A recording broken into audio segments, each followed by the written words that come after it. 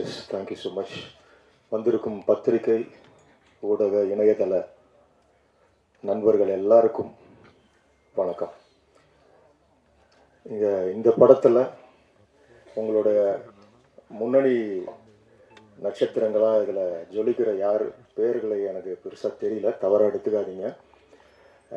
என் நண்பன் ஜாகுவீர், என்னோடய family friend. நான் வந்தே ஆகணும். இன்னைக்கு அவ்வளோ சந்தோஷமாக இருக்குது. அவருடைய தாகம், ஒரு வருஷம் நான் அவர் கூட ட்ராவல் பண்ணியிருக்கேன் வேறு ஒரு ப்ராஜெக்ட் பண்ணணுன்னு. ரொம்ப டெடிக்கேட்டட்னு சொல்கிறது ரொம்ப யூஷுவல் வேர்டாக இருக்கும். அந்த முயற்சி இதில் எடுத்திருக்காப்புல. இந்த படத்தை நாங்கள் காலையில் சுசி சார் போட்டு காட்டினார்.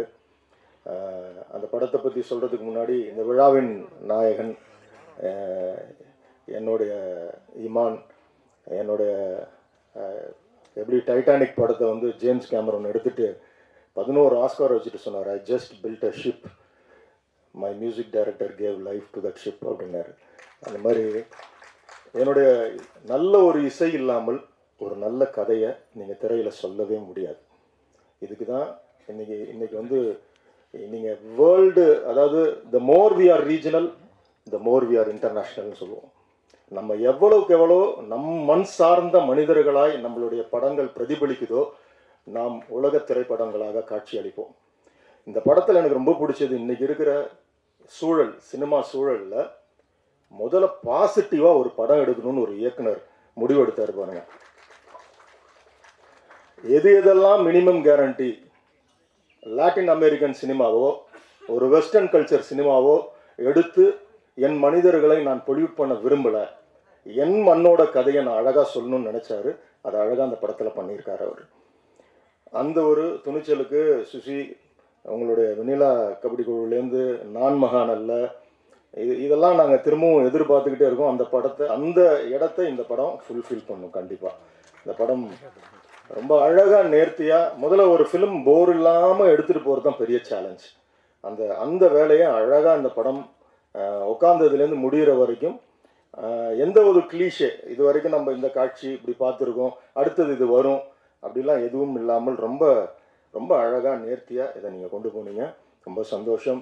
இதில் நடித்த நடிகைகள், அந்த நடிகர்கள் பேர் சொல்ல என்னால் முடியல, அந்த கேரக்டராக தான் எனக்கு தெரியுறாங்க. மோனிகா, அந்த அபி, எல்லாருமே அந்த அம்மா கேரக்டரு, எல்லாருமே கேரக்டராக தான் எனக்குள்ளே பதிஞ்சிருக்காங்க. ரொம்ப அழகாக எல்லாரும் நேர்த்தியாக செய்திருக்காங்க. ஷோபி மாஸ்டர்,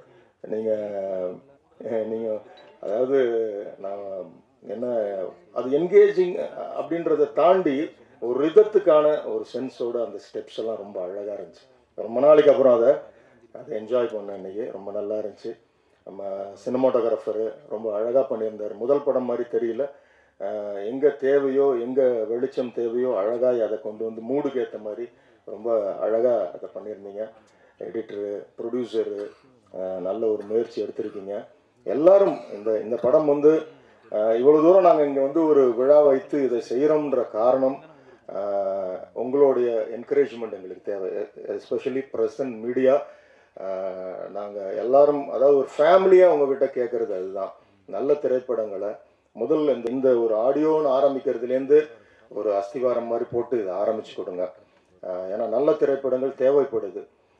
ஏன்னா ரொம்ப ரொம்ப முரணாக ஒரு விஷயம் பண்ணிட்டா அதில் வச்சு நம்ம பேர் வாங்கி போயிடலான்னு நினைக்கிற சூழலில் நேர்மையாக இன்னைக்கு 2K கிட்ஸு அவங்க மேலே இருக்கிற ஒரு பார்வை, இதையெல்லாம் உடைத்து, இன்னும் சொல்லப்போனால் ஒரு கதாநாயகனும் கதாநாயகியும் நட்போட கடைசி வரைக்கும் திரைக்கதை பண்ண முடியுமா அப்படின்ற ஒரு சேலஞ்சு எங்கள் டைரக்டர் அகத்தியன் சார் அதை பண்ணார்.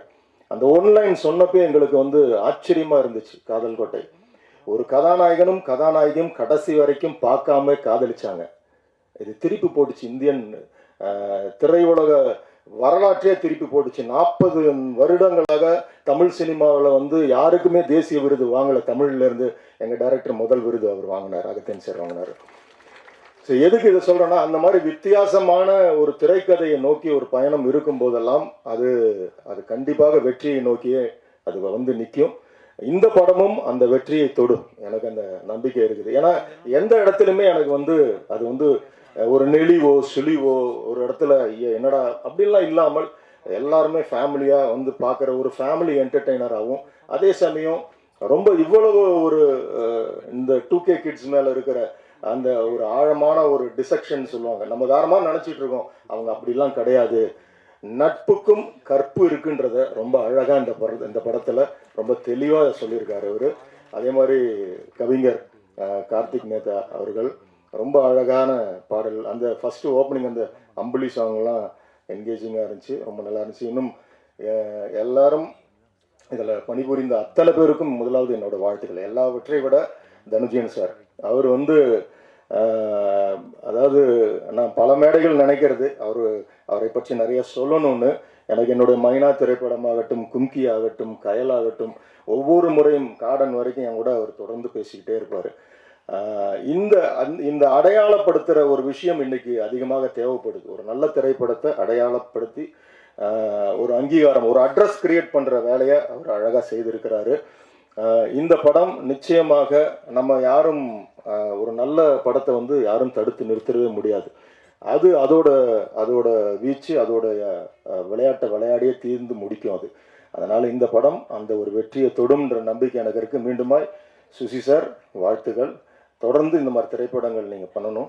God bless you. Thank you so much. Thank you. ரொம்ப நன்றி சார் உங்கள் வார்த்தைகளுக்கு. எங்களுக்காக நேரம் ஒதுக்கி படத்தை பார்த்துட்டு படத்துக்கு வாழ்த்துக்கள் தெரிவித்த அத்தனை சிறப்பு விருந்தினர்களுக்கும் ஒரு பெரிய நன்றி. இப்போ படக்குழுவை அன்போடு மேடைக்கு அழைக்கிறோம், பத்திரிகை மற்றும் ஊடக நபர்களோட கேள்விகளுக்காக.